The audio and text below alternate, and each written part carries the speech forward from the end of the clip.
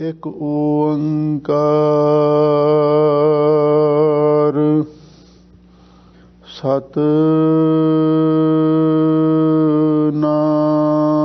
सतनाम करता पुरख निर्भउ निर्वैर अकाल मूरत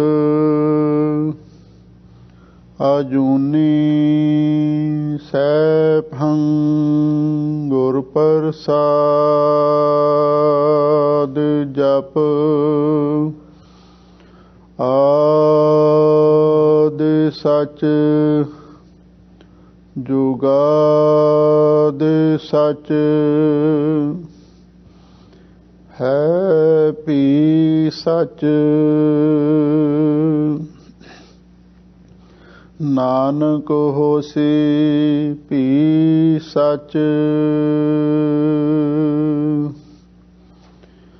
ज्ञान ध्यान किश कर्म ना जाना सार ना जाना तेरी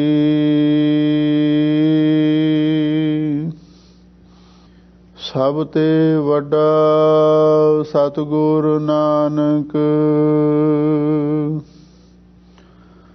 जिन कल राखी मेरी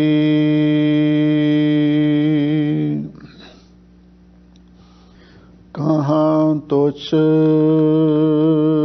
प्रभ बुद्ध हमारी बरन सकै महिमा जो तिहारी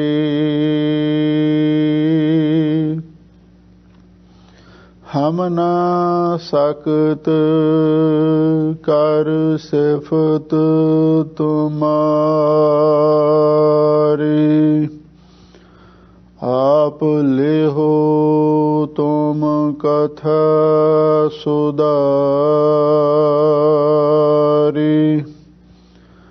मूक उचरै शास्त्र खट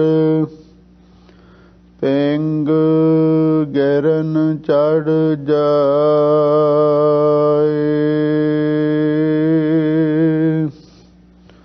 अंध लखै बदरो सुनै जो काल कृपा कराए अंध लखै बदरो सुनै जो काल कृपा कराए। वाहिगुरु साहिब जीओ। बारह महा माझ महला पंजवा घर चौथा एक ओंकार सतगुर प्रसाद किरत करम के विछड़ै कर कृपा में लहो राम चार कुंट दै दिस भ्रमे थक आए प्रभु की श्याम किरत करम के विछड़ै कर कृपा में लहो राम चार कुंट दै दिस भ्रमे थक आए प्रभु की श्याम तेन दुधै ते बाहरी कितै न आवे काम जल बिन साख कुमलावती उपजह नाही दाम हर नाह न मिलिए साजन ਕਤ ਪਾਈਐ ਬਿਸਰਾਮ। ਜਿਤ ਘਰ ਹਰ ਕੰਤ ਨਾ ਪ੍ਰਗਟਈ, ਪਾਠ ਨਗਰ ਸੇ ਗ੍ਰਾਮ। ਸਰਬ ਸਿੰਗਾਰ ਤੰਬੋਲ ਰਸ, ਸਣ ਦੇਹੀ ਸਭ ਖਾਮ। ਪ੍ਰਭ ਸੁਆਮੀ ਕੰਤ ਵਿਹੂਣਿਆ, ਮੀਤ ਸਜਣ ਸਭ ਜਾਮ। ਨਾਨਕ ਕੀ ਬੇਨੰਤੀਆ, ਕਰ ਕਿਰਪਾ ਦੀਜੈ ਨਾਮ। ਹਰ ਮੇਲਹੁ ਸੁਆਮੀ ਸੰਗ ਪ੍ਰਭ, ਜਿਸ ਕਾ ਨੇ ਚਲ ਤਾਮ। ਨਾਨਕ ਕੀ ਬੇਨੰਤੀਆ, ਕਰ ਕਿਰਪਾ ਦੀਜੈ ਨਾਮ। ਹਰ ਮੇਲਹੁ ਸੁਆਮੀ ਸੰਗ ਪ੍ਰਭ, ਜਿਸ ਕਾ ਨੇਹ ਚਲ ਤਾਮ। ਕੀਰਤ ਕਰਮ ਕੇ ਵਿਛੜੇ, ਕਰ ਕਿਰਪਾ ਮੇਲਹੁ ਰਾਮ। ਵਾਹਿਗੁਰੂ ਜੀ ਕਾ ਖਾਲਸਾ, ਵਾਹਿਗੁਰੂ ਜੀ ਕੀ ਫਤਿਹ। ਪਰਮ ਸਨਮਾਨਯੋਗ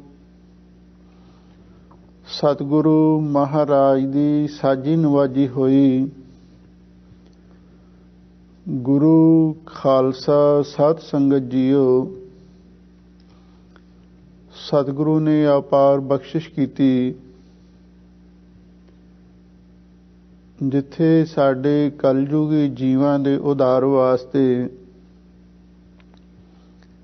ਪਾਵਨ 10 ਗੁਰੂ ਸਰੂਪ ਧਾਰਨ ਕੀਤੇ, ਉਥੇ ਹਮੇਸ਼ਾ ਲਈ ਸਰਬੱਤ ਜੀਵਾਂ ਦੀ ਕਲਿਆਣ ਵਾਸਤੇ ਪਾਵਨ ਅੰਮ੍ਰਿਤ ਰੂਪ ਇਲਾਹੀ ਬਾਣੀ ਉਚਾਰਨ ਕੀਤੀ।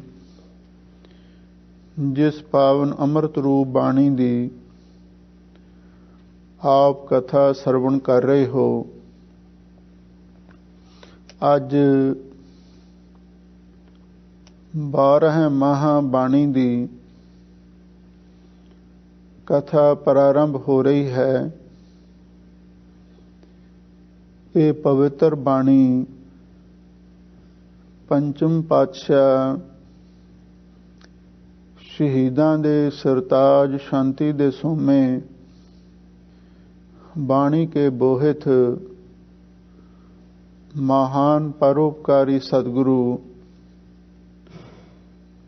ਤਾਰਨ ਗਗਨ ਨਵਖੰਡ ਮਹਿ, ਜੋਤ ਸਵੈ ਰੂਪੀ ਰਹਿਓ ਪਰ, ਪਣ ਮਥਰਾ ਕਛ ਭੇਦ ਨਹੀਂ, ਗੁਰ ਅਰਜਨ ਪ੍ਰਤੱਖ ਹਰ।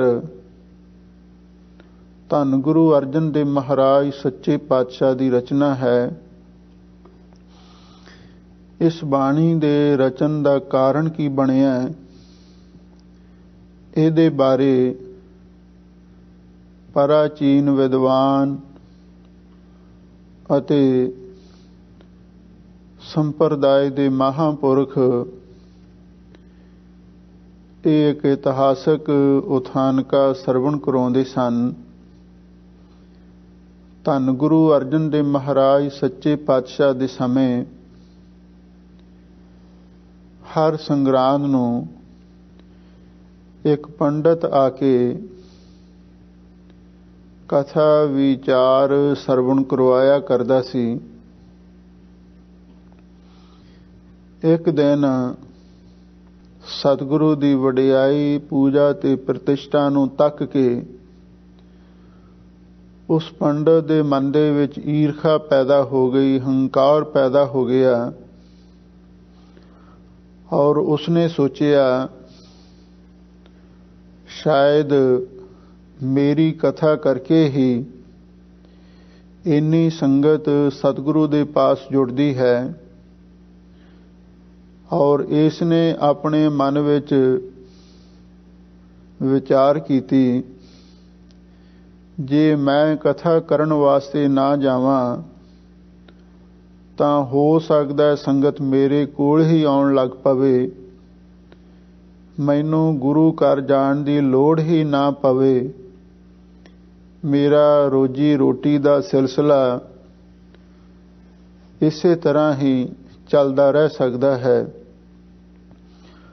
ਉਧਰੋਂ ਸੰਗਰਾਂਦ ਦਾ ਦਿਨ ਆਇਆ, ਬੇਅੰਤ ਸੰਗਤਾਂ ਇਕੱਤਰ ਹੋਈਆਂ, ਕੀਰਤਨ ਦੀ ਸਮਾਪਤੀ ਦਾ ਸਮਾਂ ਹੋਇਆ, ਪਰ ਕਥਾ ਵਾਲਾ ਪੰਡਤ ਉੱਥੇ ਹਾਜ਼ਰ ਹੀ ਨਾ ਹੋਇਆ।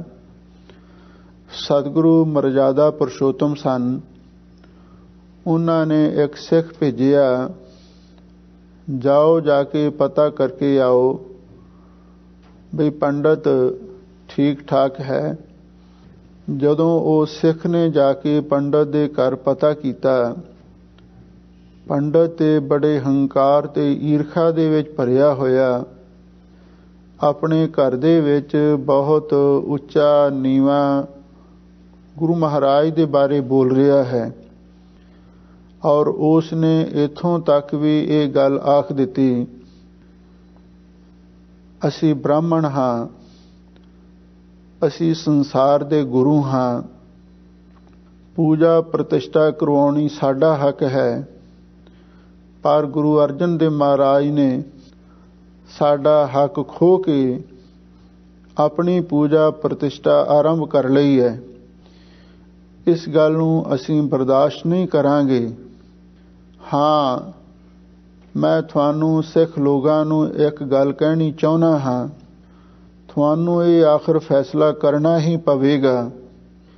ਜੇ ਤਾਂ ਤੁਸੀਂ ਕੋਈ ਦਿਨ ਤਿਉਹਾਰ ਦੀ ਗੱਲ ਸਾਡੇ ਪਾਸੋਂ ਪੁੱਛਣੀ ਹੈ, ਫਿਰ ਤੇ ਭੇਟਾ ਪੂਜਾ ਵੀ ਸਾਨੂੰ ਅਰਪਣ ਕਰਨੀ ਪਵੇਗੀ।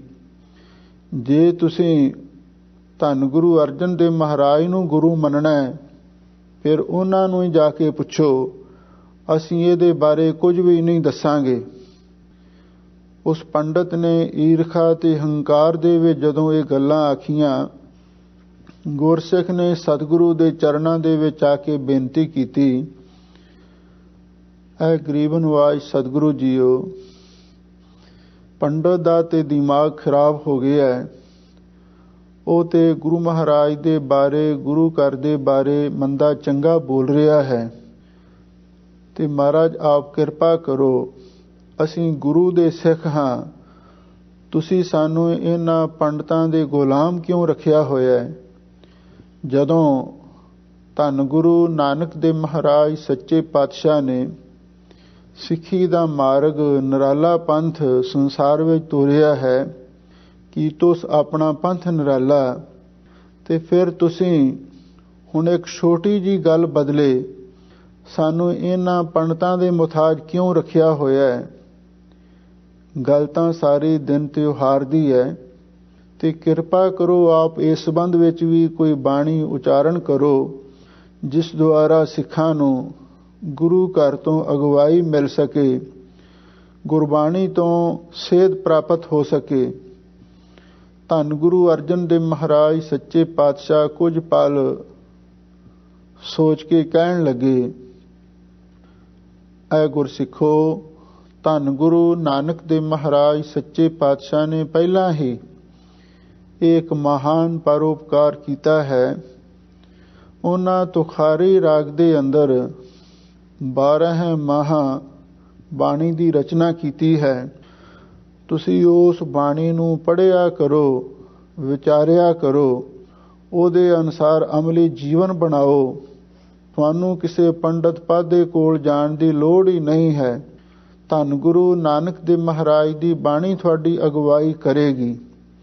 ਇਹ ਗੱਲ ਸੁਣ ਕੇ ਬਾਬਾ ਬੁੱਢਾ ਸਾਹਿਬ ਜੀ, ਭਾਈ ਸਾਹਿਬ ਭਾਈ ਗੁਰਦਾਸ ਜੀ, ਭਾਈ ਸਾਲੋ ਜੀ, ਭਾਈ ਬਹਿਲੋ ਜੀ, ਭਾਈ ਮੰਜੀ ਵਰਗੇ ਜਿਹੜੇ ਮਹਾਨ ਗੁਰਸਿੱਖ ਸਨ, ਉਹਨਾਂ ਨੇ ਸਤਿਗੁਰੂ ਦੇ ਚਰਨਾਂ ਦੇ ਵਿੱਚ ਬੇਨਤੀ ਕੀਤੀ, ਸੱਚੇ ਪਾਤਸ਼ਾਹ, ਜਦੋਂ ਅੱਗੇ ਸਿੱਖਾਂ ਦਾ ਪੰਥ ਇੱਕ ਨਿਰਾਲਾ ਪੰਥ ਹੈ, ਸਿੱਖੀ ਦਾ ਮਾਰਗ ਇੱਕ ਵਿਲੱਖਣ ਮਾਰਗ ਹੈ, ਤੇ ਮਹਾਰਾਜ ਇਹਦਾ ਇਸ਼ਟ ਵੀ ਸਾਂਝਾ, ਇਹਦਾ ਗੁਰੂ ਵੀ ਸਾਂਝਾ, ਇਹਦਾ ਉਪਦੇਸ਼ ਵੀ ਸਾਂਝਾ, ਇਹਦਾ ਸਭ ਕੁਝ ਸਾਂਝਾ ਹੈ।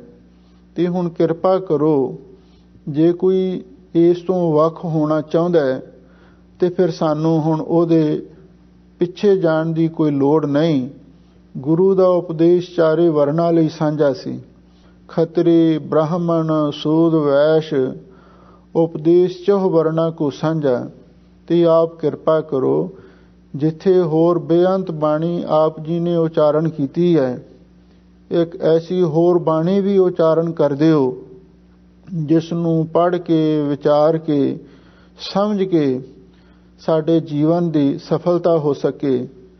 ਅਤੇ ਨਾਲ ਹੀ ਉਹਨਾਂ ਨੇ ਇਹ ਵੀ ਆਖਿਆ, ਸੱਚੇ ਪਾਤਸ਼ਾਹ ਜਿਹੜੀ ਗੁਰੂ ਨਾਨਕ ਸਾਹਿਬ ਜੀ ਦੀ ਪਵਿੱਤਰ ਬਾਣੀ ਹੈ, ਉਹ ਬੜੀ ਗੂੜ ਅਲੰਕਾਰਕ ਸ਼ਬਦਾਵਲੀ ਵਿੱਚ ਉਚਾਰਨ ਕੀਤੀ ਹੋਈ ਹੈ ਔਰ ਉਹਦੀ ਹਰ ਵਿਅਕਤੀ ਨੂੰ ਸਮਝ ਲੱਗਣੀ ਕਠਿਨ ਹੈ। ਇਸ ਲਈ ਆਪ ਕੋਈ ਸੁਖੇਨ ਬਾਣੀ ਉਚਾਰਨ ਕਰੋ। ਧੰਨ ਗੁਰੂ ਅਰਜਨ ਦੇਵ ਮਹਾਰਾਜ ਸੱਚੇ ਪਾਤਸ਼ਾਹ ਨੇ ਗੁਰਸਿੱਖ ਸੰਗਤਾਂ ਦੀ ਬੇਨਤੀ ਨੂੰ ਸਰਵਣ ਕਰਕੇ ਤੇ ਫਿਰ ਇਹ ਬਾਣੀ 12 ਮਾਹਾਂ ਮਾਝ ਮਹੱਲਾ 5ਵਾਂ ਮਾਝ ਰਾਗ ਦੇ ਵਿੱਚ ਉਚਾਰਨ ਕੀਤੀ। ਚੌਥੇ ਘਰ ਸੁਰਤਾਲ ਦੇ ਵਿੱਚ ਇਸ ਨੂੰ ਗਾਵੇ ਹੈ। ਇਹਦੇ ਬਾਰੇ ਮਹਾਂਪੁਰਖ ਇਹ ਵੀ ਵਿਚਾਰ ਦੱਸਦੇ ਸਨ।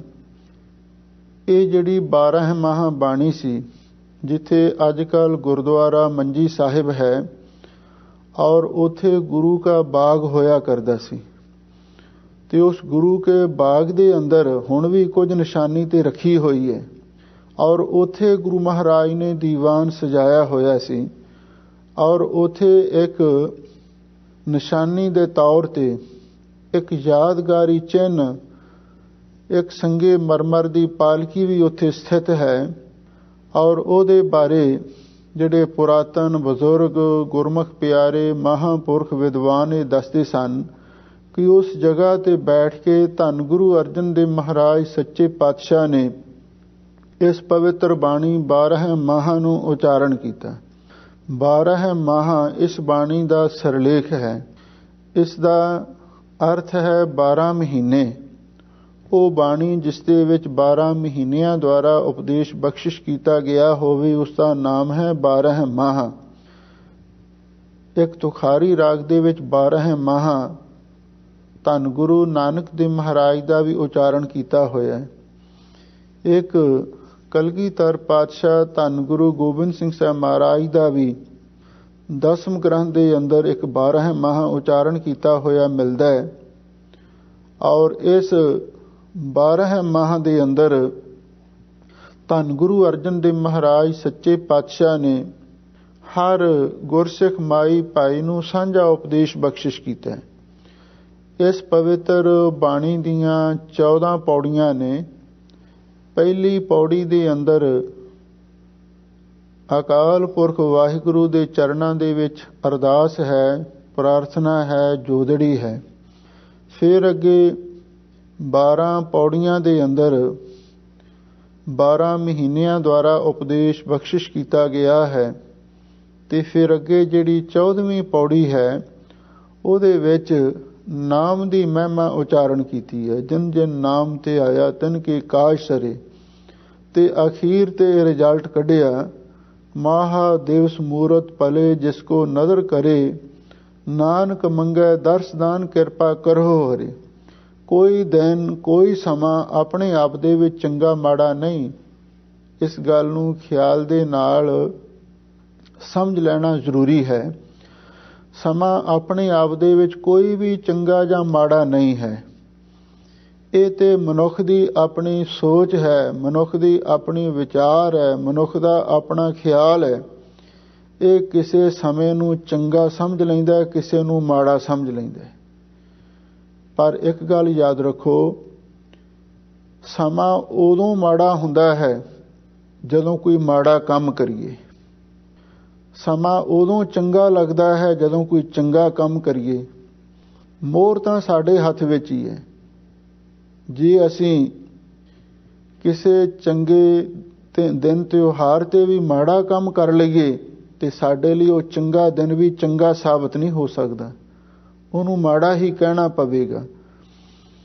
ਤੇ ਜੇ ਅਸੀਂ ਕਿਸੇ ਮਾੜੇ ਦਿਨ, ਜਿਸ ਨੂੰ ਵਹਿਮ ਦੇ ਨਾਲ ਮਾੜਾ ਦਿਨ ਸਮਝਿਆ ਹੋਵੇ, ਉਸ ਦਿਨ ਸ਼ੁਭ ਕਰਮ ਕਰ ਲਈਏ, ਉਹ ਸਾਡੇ ਲਈ ਮਾੜਾ ਦਿਨ ਨਹੀਂ ਰਹੇਗਾ। ਮਹਾਦਿਵਸ ਮੂਰਤ ਭਲੇ, ਸਾਰੇ ਮਹੀਨੇ ਦਿਨ ਸਫਲ ਉਹਨਾਂ ਦੇ ਬਣ ਜਾਂਦੇ ਨੇ ਤੇ ਜਿਹੜੇ ਹਰ ਸਮੇਂ ਵਾਹਿਗੁਰੂ ਪਰਮੇਸ਼ਰ ਦਾ ਸਿਮਰਨ ਕਰਦੇ ਨੇ।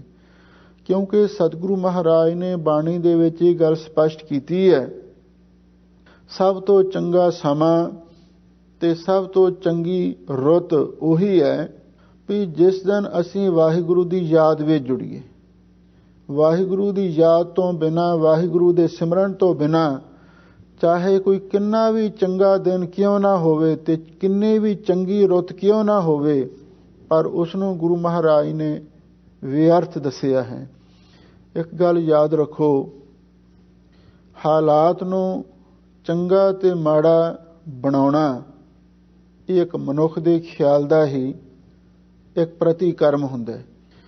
ਜਿਸ ਦਿਨ ਮਨੁੱਖ ਦੇ ਖਿਆਲਾਤ ਅੱਛੇ ਬਣ ਜਾਣ ਤੇ ਉਸ ਵੇਲੇ ਹਾਲਾਤ ਵੀ ਚੰਗੇ ਬਣ ਜਾਂਦੇ ਨੇ। ਜਿਸ ਦਿਨ ਮਨੁੱਖ ਦੇ ਖਿਆਲਾਤ ਮਾੜੇ ਹੋ ਜਾਂਦੇ ਨੇ ਤੇ ਫਿਰ ਉਹ ਹਾਲਾਤ ਵੀ ਮਾੜੇ ਬਣਾ ਦਿੰਦਾ ਹੈ। ਇਸ ਲਈ ਇੱਥੋਂ ਇਹ ਗੱਲ ਸਪਸ਼ਟ ਹੋ ਗਈ, ਕੋਈ ਸਮਾਂ ਆਪਣੇ ਆਪ ਦੇ ਵਿੱਚ ਚੰਗਾ ਤੇ ਮਾੜਾ ਨਹੀਂ ਹੋ ਸਕਦਾ। ਇਹ ਮਨੁੱਖ ਤੇ ਹੀ ਨਿਰਭਰ ਕਰਦਾ ਹੈ, ਅਸੀਂ ਕਦੋਂ ਚੰਗੇ ਕੰਮ ਕਰਦੇ ਹਾਂ, ਕਦੋਂ ਮਾੜੇ ਕੰਮ ਕਰਦੇ ਹਾਂ। ਫਰਜ਼ ਕਰੋ ਕੋਈ ਚੰਗਾ ਪਵਿੱਤਰ ਤਿਉਹਾਰ ਦਾ ਸਮਾਂ ਹੈ, ਪੁੰਨਿਆਂ ਦਾ ਦਿਨ ਹੈ, ਮੱਸਿਆ ਦਾ ਦਿਹਾੜਾ ਹੈ, ਕੋਈ ਸੰਗਰਾਂਦ ਦਾ ਵੀ ਦਿਵਸ ਹੋ ਸਕਦਾ ਹੈ, ਇਹਨਾਂ ਨੂੰ ਅਸੀਂ ਚੰਗੇ ਦਿਨ ਗਿਣਦੇ ਹਾਂ। ਬਾਕੀ ਇਸ ਦੇ ਨਾਲ ਨਾਲ ਕਈ ਹੋਰ ਦਿਨ ਵੀ ਹਨ, ਜਿਵੇਂ ਸਾਡੇ ਸਤਿਗੁਰੂ ਸਾਹਿਬਾਨ ਦੇ ਪਵਿੱਤਰ ਪੁਰਬ ਦਿਹਾੜੇ ਹਨ, ਅਸੀਂ ਉਹਨਾਂ ਨੂੰ ਪਵਿੱਤਰ ਗਿਣਦੇ ਹਾਂ। ਧੰਨ ਗੁਰੂ ਨਾਨਕ ਦੇਵ ਮਹਾਰਾਜ ਦਾ ਅਵਤਾਰ ਪੁਰਬ ਦਿਹਾੜਾ ਹੈ ਅਤੇ ਸਾਰੇ ਹੀ ਸਤਿਗੁਰੂ ਸਾਹਿਬਾਨ ਦੇ ਪਾਵਨ ਪਵਿੱਤਰ ਦਿਹਾੜੇ ਸਾਡੇ ਲਈ ਸ਼ੁਭ ਨੇ। ਪਰ ਯਾਦ ਰੱਖੋ, ਜੇ ਅਸੀਂ ਉਸ ਦਿਨ ਸ਼ੁਭ ਕਰਮ ਕਰਾਂਗੇ ਤਾਂ ਹੀ ਸ਼ੁਭ ਨੇ।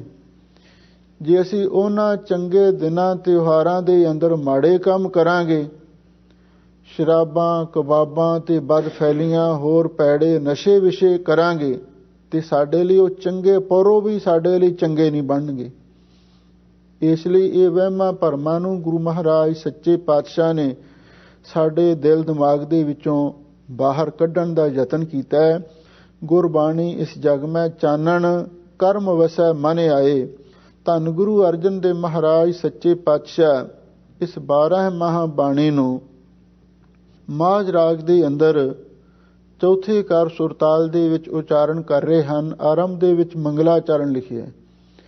ਉਹ ਵਾਹਿਗੁਰੂ ਇੱਕ ਅਦਵੈਤ ਸਰੂਪ ਹੈ, ਓੰਕਾਰ ਸਾਰਿਆਂ ਦਾ ਪ੍ਰਕਾਸ਼ਕ, ਸਤ ਨਾਸ ਤੋਂ ਰਹਿਤ, ਗੁਰ ਪ੍ਰਸਾਦ, ਉਹ ਗੁਰੂ ਦੀ ਕਿਰਪਾ ਨਾਲ ਮਿਲਦਾ।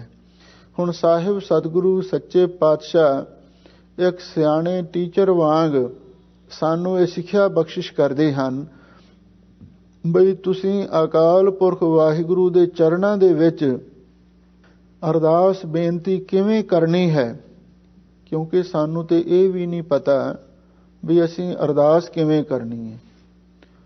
ਅਸੀਂ ਕਹਾਉਣੇ ਗੁਰੂ ਦੇ ਸਿੱਖ ਹਾਂ, ਪਰ ਸ਼ਾਇਦ ਅਰਦਾਸ ਕਿਸੇ ਵਿਰਲੇ ਨੂੰ ਯਾਦ ਹੋਵੇਗੀ। ਪਰ ਹਰ ਸਿੱਖ ਦਾ ਫਰਜ਼ ਹੈ ਉਹਨੂੰ ਘੱਟ ਤੋਂ ਘੱਟ ਅਰਦਾਸ ਯਾਦ ਹੋਵੇ। 10 ਗੁਰੂਆਂ ਦੇ, 5 ਪਿਆਰਿਆਂ ਦੇ, 4 ਸਾਹਿਬਜ਼ਾਦਿਆਂ ਦੇ, 5 ਤਖਤਾਂ ਦੇ ਨਾਮ ਯਾਦ ਹੋਣ ਅਤੇ ਜੋ ਸਤਿਗੁਰੂ ਨੇ ਪਵਿੱਤਰ ਬਾਣੀ ਦੀ ਦਾਤ ਬਖਸ਼ੀ ਹੈ, ਜਪਜੀ ਸਾਹਿਬ ਹੈ, ਜਾਪ ਸਾਹਿਬ ਹੈ, ਸੁਦਾ ਸਵਈਏ, ਚੌਪੀ, ਆਨੰਦ ਸਾਹਿਬ, ਇਹ 5 ਬਾਣੀਆਂ ਨੇ। ਤੇ ਫਿਰ ਸ਼ਾਮ ਨੂੰ ਰਹਿ ਰਾਸ ਤੇ ਸੌਣ ਲੱਗਿਆਂ ਸੋਹਲੇ ਬਾਣੀ ਦਾ ਪਾਠ ਕਰਨਾ, ਇਹ ਗੁਰਸਿੱਖ ਦਾ ਨਿਤਨੇਮ ਹੈ। ਹੁਣ ਬਹੁਤੇ ਸਾਡੇ ਵਿੱਚੋਂ ਸਿੱਖਾਂ ਨੂੰ ਇਹ ਵੀ ਨਹੀਂ ਪਤਾ ਸਾਡੀਆਂ 5 ਬਾਣੀਆਂ ਕਿਹੜੀਆਂ ਨੇ, ਨਿਤਨੇਮ ਦੀਆਂ ਬਾਣੀਆਂ ਕਿਹੜੀਆਂ ਨੇ। ਕਹਾਉਣੇ ਸਾਰੇ ਅਸੀਂ ਵੀ ਸਿੱਖ ਹੀ ਹਾਂ। ਕਾਟਨਾ ਕਿਨੀ ਕਹਾਇਆ ਸਭ ਕਹਤੇ ਹੈ ਪਾਇਆ। ਤੇ ਜਪਜੀ ਸਾਹਿਬ ਵੀ ਪਤਾ ਨਹੀਂ ਕਿਸੇ ਦੇ ਯਾਦ ਹੀ ਹੋਵੇ। ਸਾਡੀ ਇਹ ਹਾਲਤ ਬਣੀ ਹੋਈ ਹੈ। ਪਰ ਸਾਹਿਬ ਸਤਿਗੁਰੂ ਸੱਚੇ ਪਾਤਸ਼ਾਹ ਸਾਨੂੰ ਇਹ ਗੱਲ ਸਮਝਾਉਂਦੇ ਹਨ ਬਈ ਹਰ ਗੁਰਸਿੱਖ ਮਾਈ ਭਾਈ ਨੂੰ ਜਿਹੜੀ ਮੁੱਢਲੀ ਸਿੱਖਿਆ ਹੈ, ਪਹਿਲੀ ਗੱਲ ਅਰਦਾਸ ਹੈ। ਅਰਦਾਸ ਵਿੱਚ 10 ਗੁਰੂਆਂ ਦੇ ਪਹਿਲਾਂ ਨਾਮ ਲਏ ਜਾਂਦੇ ਨੇ। ਹੁਣ ਅਸੀਂ ਬੱਚਿਆਂ ਨੂੰ ਕੋਸ਼ਿਸ਼ ਤੇ ਕਰਦੇ ਹਾਂ ਵੀ ਉਹਨਾਂ ਨੂੰ ਪੰਜਾਬੀ ਪੜ੍ਹਾਈ ਜਾਵੇ, ਉਹਨਾਂ ਨੂੰ ਗੁਰਮਤਿ ਦੀ ਵਿਦਿਆ ਤੇ ਗੁਰਬਾਣੀ ਦਾ ਗਿਆਨ ਦਿੱਤਾ ਜਾਵੇ, ਪਰ ਉਸ ਤੋਂ ਪਹਿਲਾਂ ਸਾਨੂੰ ਵੀ ਇਸ ਨੂੰ ਪ੍ਰਾਪਤ ਕਰਨਾ ਜ਼ਰੂਰੀ ਹੈ ਕਿ ਨਹੀਂ? ਸਾਨੂੰ ਵੱਡਿਆਂ ਨੂੰ ਪਹਿਲਾਂ ਉਸ ਰਸਤੇ ਤੇ ਚੱਲਣਾ ਪਵੇਗਾ ਜੇ ਅਸੀਂ ਬੱਚਿਆਂ ਨੂੰ ਉਸ ਰਸਤੇ ਤੋਰਨਾ ਚਾਹੁੰਦੇ ਹਾਂ। ਨਹੀਂ ਤੇ ਬੱਚੇ ਫਿਰ ਭਟਕ ਜਾਣਗੇ ਸਾਡੇ ਵੱਲ ਦੇਖ ਕੇ, ਜਦੋਂ ਸਾਨੂੰ ਨਹੀਂ ਕੁਝ ਪਤਾ ਹੋਵੇਗਾ। ਇਸ ਲਈ ਜੇ ਅਸੀਂ ਚਾਹੁੰਦੇ ਹਾਂ ਆਪਣੀ ਜਨਰੇਸ਼ਨ ਨੂੰ, ਆਪਣੀ ਪੀੜ੍ਹੀ ਨੂੰ ਤੇ ਆਪਣੀ ਔਲਾਦ ਨੂੰ ਅਸੀਂ ਗੁਰਸਿੱਖੀ ਮਾਰਗ ਤੇ ਤੋਰਨਾ ਹੈ, ਸਭ ਤੋਂ ਪਹਿਲਾਂ ਸਾਨੂੰ ਖੁਦ ਤੁਰਨਾ ਪਵੇਗਾ। ਜਿਹੜੇ ਰਸਤੇ ਅਸੀਂ ਨਹੀਂ ਤੁਰਾਂਗੇ, ਤੁਸੀਂ ਆਪ ਸੋਚੋ, ਤੇ ਬੱਚੇ ਉਸ ਰਸਤੇ ਕਿਵੇਂ ਤੁਰਨਗੇ? ਜੇ ਬੱਚਿਆਂ ਨੂੰ ਤੋਰ ਵੀ ਦੇਵਾਂਗੇ ਤੇ ਸਾਨੂੰ ਵੇਖ ਕੇ ਫਿਰ ਉਹ ਭਟਕ ਜਾਣਗੇ ਵੀ ਸਾਡੇ ਮਾਤਾ ਪਿਤਾ ਉਹ ਤੇ ਹੋਰ ਕੁਛ ਕਰ ਰਹੇ ਨੇ ਤੇ ਅਸੀਂ ਦੂਜੇ ਪਾਸੇ ਕਿਉਂ ਜਾ ਰਹੇ ਹਾਂ? ਤੇ ਸਾਨੂੰ ਵੀ ਇਹਨਾਂ ਦੇ ਪਿੱਛੇ ਹੀ ਲੱਗਣਾ ਚਾਹੀਦਾ। ਸੋ ਸਾਹਿਬ ਸਤਿਗੁਰੂ ਸੱਚੇ ਪਾਤਸ਼ਾਹ ਨੇ ਪਵਿੱਤਰ ਬਾਣੀ ਦੁਆਰਾ ਸਾਨੂੰ ਜੋ ਸਿੱਖਿਆ ਬਖਸ਼ੀਆਂ ਨੇ, ਉਹਨਾਂ ਤੇ ਹਰ ਗੁਰਸਿੱਖ ਮਾਈ ਭਾਈ ਨੂੰ ਵਿਚਾਰ ਕਰਨੀ ਜ਼ਰੂਰੀ ਹੈ। ਤੇ ਫਿਰ ਵਿਚਾਰ ਕਰਨ ਤੋਂ ਬਾਅਦ ਉਸ ਨੂੰ ਸਮਝਣਾ ਚਾਹੀਦਾ ਹੈ। ਸਮਝ ਕੇ ਉਹਦੇ ਅਨੁਸਾਰ ਅਮਲੀ ਜੀਵਨ ਬਣਾਉਣਾ ਚਾਹੀਦਾ ਹੈ। ਤਾਂ ਹੀ ਸਾਡੇ ਜੀਵਨ ਦਾ ਸੁਧਾਰ ਤੇ ਜੀਵਨ ਦੀ ਸਫਲਤਾ ਹੋ ਸਕਦੀ ਹੈ। ਧੰਨ ਗੁਰੂ ਅਰਜਨ ਦੇਵ ਮਹਾਰਾਜ ਸੱਚੇ ਪਾਤਸ਼ਾਹ ਹੁਣ ਵਾਹਿਗੁਰੂ ਦੇ ਚਰਨਾਂ ਦੇ ਵਿੱਚ ਅਰਦਾਸ ਬੇਨਤੀ ਕਰ ਰਹੇ ਨੇ। ਲੋ ਸੰਗਤਾਂ ਪ੍ਰੇਮ ਦੇ ਨਾਲ ਬਾਣੀ ਦੀ ਵਿਚਾਰ ਸੁਣੋ ਤੇ ਇੱਕ ਵਾਰੀ ਪਿਆਰ ਦੇ ਨਾਲ ਆਖੋ, ਸਤਨਾਮ ਸ੍ਰੀ ਵਾਹਿਗੁਰੂ ਸਾਹਿਬ ਜੀਓ। 12 ਮਾਹ ਮਾਝ ਮਹੱਲਾ ਪੰਜਵਾਂ, ਘਰ ਚੌਥਾ। ਇੱਕ ਓੰਕਾਰ ਸਤਿਗੁਰ ਪ੍ਰਸਾਦ। ਕਿਰਤ ਕਰਮ ਕੇ ਵਿਛੜੈ, ਕਰ ਕਿਰਪਾ ਮੇਲਹੁ ਰਾਮ। ਸਾਹਿਬ ਸਤਿਗੁਰੂ ਧੰਨ ਗੁਰੂ ਅਰਜਨ ਦੇਵ ਮਹਾਰਾਜ ਸੱਚੇ ਪਾਤਸ਼ਾਹ ਫਰਮਾਉਂਦੇ ਹਨ, ਰਾਮ ਹੇ ਵਾਹਿਗੁਰੂ, ਕਿਰਤ ਕਰਮ ਕੇ ਵਿਛੜੇ। ਕਿਰਤ ਕਰਮ ਦਾ ਅਰਥ ਹੈ ਅਸੀਂ ਆਪਣੇ ਕੀਤੇ ਹੋਏ ਕਰਮਾਂ ਕਰਕੇ ਤੇਰੇ ਨਾਲੋਂ ਵਿਛੜ ਗਏ ਹਾਂ। ਕਿਉਂਕਿ ਜਦੋਂ ਕੋਈ ਮਨੁੱਖ ਚੰਗੇ ਕੰਮ ਕਰਦਾ ਹੈ, ਉਸ ਵਾਹਿਗੁਰੂ ਪਰਮੇਸ਼ਰ ਦੇ ਨੇੜੇ ਹੋ ਜਾਂਦਾ ਹੈ, ਤੇ ਜਦੋਂ ਮਾੜੇ ਕੰਮ ਕਰਦਾ ਹੈ ਉਹ ਉਤਨਾ ਹੀ ਵਾਹਿਗੁਰੂ ਤੋਂ ਦੂਰ ਚਲਿਆ ਜਾਂਦਾ ਹੈ। ਜਪਜੀ ਸਾਹਿਬ ਬਾਣੀ ਵਿੱਚ ਧੰਨ ਗੁਰੂ ਨਾਨਕ ਦੇਵ ਮਹਾਰਾਜ ਨੇ ਇਸ ਗੱਲ ਦਾ ਨਿਰਣਾ ਕੀਤਾ ਹੈ, ਚੰਗਿਆਈਆਂ ਬੁਰਿਆਈਆਂ ਵਾਚੈ ਧਰਮ ਹਦੂਰ, ਕਰਮੀ ਆਪੋ ਆਪਣੀ ਕੇ ਨੇੜੇ ਕੇ ਦੂਰ। ਇਹ ਚੰਗਿਆਈ ਤੇ ਬੁਰਿਆਈ ਦਾ ਨਤੀਜਾ ਹੈ। ਜਿਹੜਾ ਆਦਮੀ ਨੇਕੀ ਕਰਦਾ ਹੈ, ਪੁੰਨ ਕਰਮ ਕਰਦਾ ਹੈ, ਉਹ ਪ੍ਰਮਾਤਮਾ ਦੇ ਨੇੜੇ ਚਲਿਆ ਜਾਂਦਾ ਹੈ, ਤੇ ਜਿਹੜਾ ਪਾਪ ਕਰਦਾ ਹੈ ਉਹ ਪ੍ਰਮਾਤਮਾ ਤੋਂ ਦੂਰ ਚਲਿਆ ਜਾਂਦਾ ਹੈ। ਇਸ ਲਈ ਕਿਰਤ ਕਰਮ ਕੇ ਵਿਛੜੇ, ਇਹਦਾ ਅਰਥ ਇਹ ਬਣਿਆ ਅਸੀਂ ਆਪਣੇ ਪਾਪ ਰੂਪ ਕਰਮਾਂ ਕਰਕੇ ਤੇਰੇ ਕੋਲੋਂ ਵਿਛੜੇ ਹੋਏ ਹਾਂ। ਕਰ ਕਿਰਪਾ ਮੇਲਹੁ ਰਾਮ, ਤੇ ਮਹਾਰਾਜ ਹੁਣ ਤੁਸੀਂ ਕਿਰਪਾ ਕਰਕੇ ਸਾਨੂੰ ਆਪਣੇ ਨਾਲ ਮੇਲ ਲਵੋ। ਇਹ ਅਕਾਲ ਪੁਰਖ ਦੇ ਚਰਨਾਂ ਵਿੱਚ ਅਰਦਾਸ ਬੇਨਤੀ ਕਰਨੀ ਹੈ। ਹੇ ਵਾਹਿਗੁਰੂ ਜੀ, ਅਸੀਂ ਆਪਣੇ ਪਾਪ ਰੂਪ ਕਰਮਾਂ ਕਰਕੇ ਆਪ ਜੀ ਤੋਂ ਵਿਛੜੇ ਹੋਏ ਹਾਂ, ਤੇ ਤੁਹਾਡੀ ਕਿਰਪਾ ਦੇ ਨਾਲ ਹੀ ਮਿਲਾਪ ਹੋ ਸਕਦਾ ਹੈ। ਇਸ ਲਈ ਤੁਸੀਂ ਕਿਰਪਾ ਕਰਕੇ ਸਾਨੂੰ ਆਪਣੇ ਨਾਲ ਮੇਲ ਲਵੋ। ਚਾਰ ਕੁੰਟ ਦਹਿ ਦਿਸ ਭ੍ਰਮੇ, ਥਕ ਆਏ ਪ੍ਰਭ ਕੀ ਸਾਮ।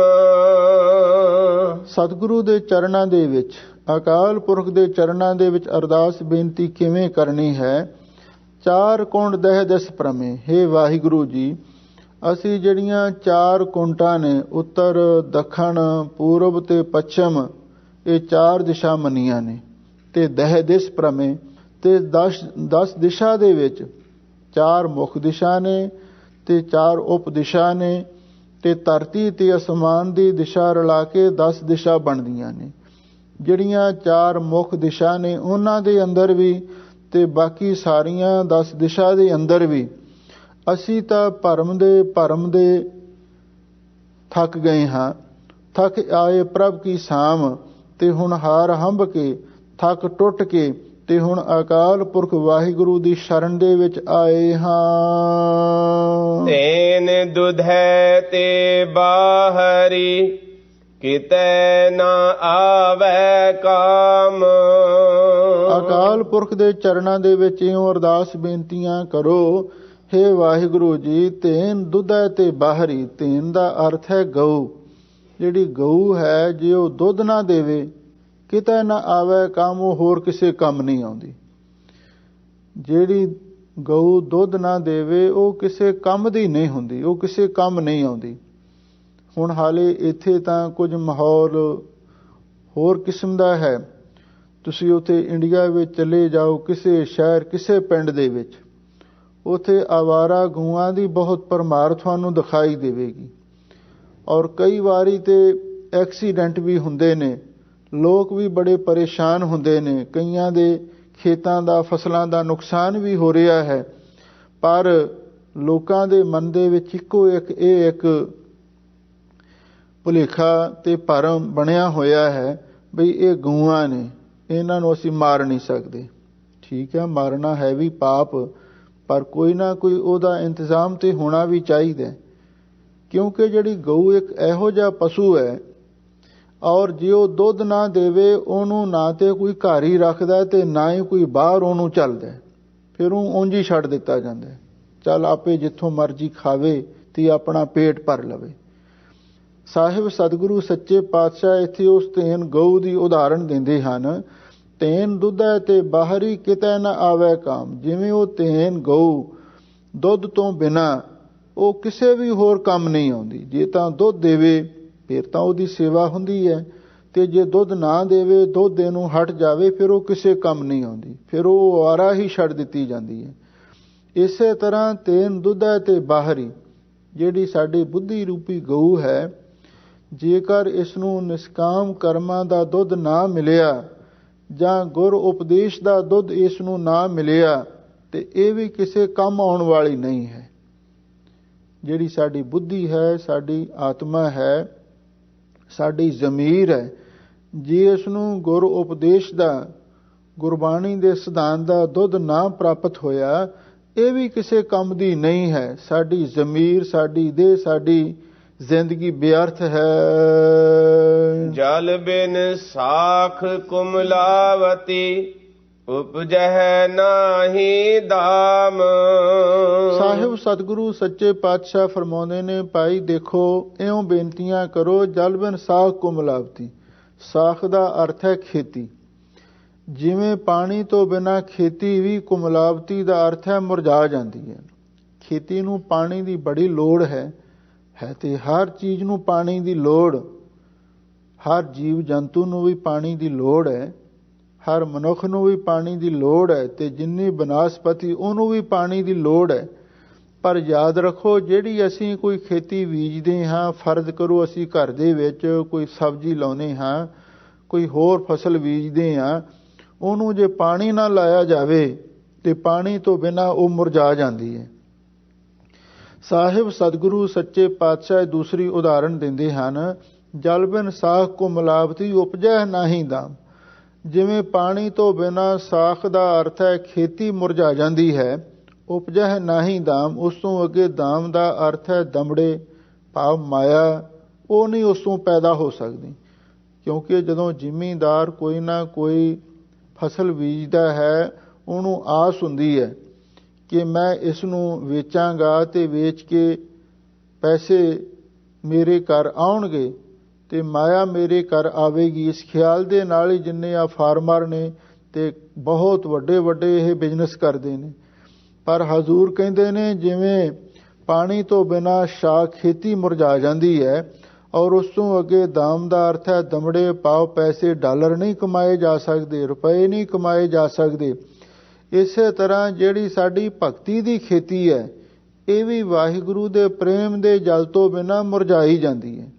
ਜੇ ਸਾਡੇ ਅੰਦਰ ਪ੍ਰੇਮ ਨਾ ਹੋਵੇ ਤੇ ਨਾ ਤੇ ਬਾਣੀ ਪੜ੍ਹਨ ਨੂੰ ਜੀ ਕਰਦਾ, ਨਾ ਸਿਮਰਨ ਕਰਨ ਨੂੰ ਜੀ ਕਰਦਾ, ਤੇ ਨਾ ਹੀ ਗੁਰੂ ਘਰ ਵਿੱਚ ਆਉਣ ਨੂੰ ਜੀ ਕਰਦਾ। ਇਹ ਪ੍ਰੇਮ ਦੀ ਸਾਰੀ ਖੇਡ ਹੈ। ਗਾਵੀਐ ਸੁਣੀਐ ਮਨ ਰਖੀਐ ਭਾਉ, ਦੁਖ ਪਰ ਹਰ ਸੁਖ ਘਰ ਲੈ ਜਾਏ। ਕਲਗੀਧਰ ਪਾਤਸ਼ਾਹ ਦੇ ਬਹੁਤ ਪਿਆਰੇ ਬਚਨ ਨੇ। ਸਾਚ ਕਾਹੋਂ ਸੁਣ ਲਿਓ ਸਭੈ, ਜਿਨ ਪ੍ਰੇਮ ਕੀਓ ਤਿਨ ਹੀ ਪ੍ਰਭ ਪਾਇਓ। ਪ੍ਰੇਮ ਦੇ ਨਾਲ ਹੀ ਪ੍ਰਮਾਤਮਾ ਮਿਲਦਾ ਹੈ।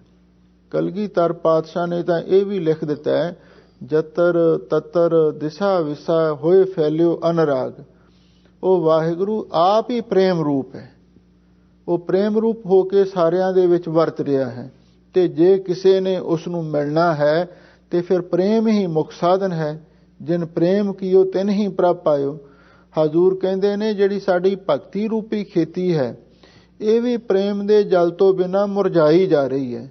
ਉਪਜੈ ਨਾਹੀ ਦਾਮ। ਮਹਾਰਾਜ ਇਸ ਤੋਂ ਅੱਗੇ ਜਿਹੜਾ ਦਾਮ ਦਾ ਅਰਥ ਹੈ, ਜਿਹੜਾ ਇਸ ਦਾ ਮੁੱਲ ਹੈ, ਇਸ ਦੀ ਕੀਮਤ ਹੈ, ਉਹ ਨਹੀਂ ਸਾਨੂੰ ਪ੍ਰਾਪਤ ਹੋ ਸਕਦੀ। ਭਗਤੀ ਰੂਪੀ ਖੇਤੀ ਦੀ ਕੀਮਤ ਕੀ ਹੈ?